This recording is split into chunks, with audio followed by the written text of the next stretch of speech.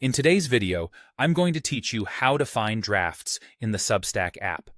By the end, you'll know exactly where your unfinished posts live, so you can jump back in, polish your writing, and publish with confidence. First, open the Substack app on your device. This works the same on iOS and Android, and you don't need anything special to follow along.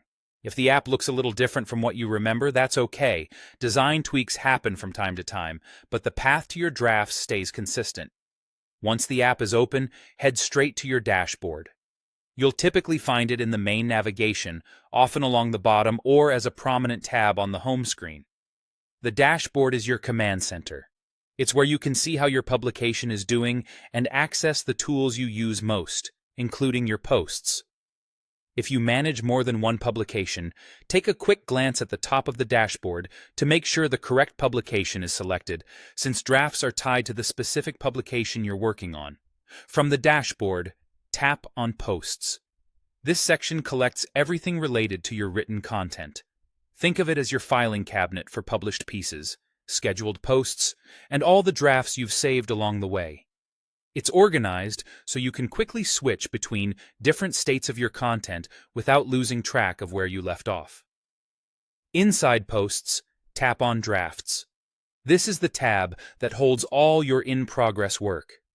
Here you'll see a list of your saved drafts, usually showing the title, a snippet of the content, and the most recent update time.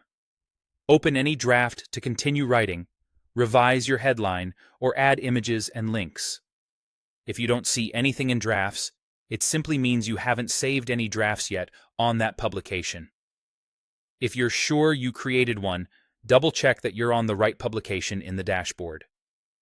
A couple of quick tips to make this smoother. Give each draft a clear working title so it's easier to spot later, especially if you keep multiple ideas in progress. Substack typically autosaves as you type, but it's still a good habit to pause occasionally and make sure your latest changes are saved. And remember, you can keep drafts private until you're completely ready to publish or schedule. That's all there is to it. Open the Substack app, go to your dashboard, tap Posts, and then tap Drafts.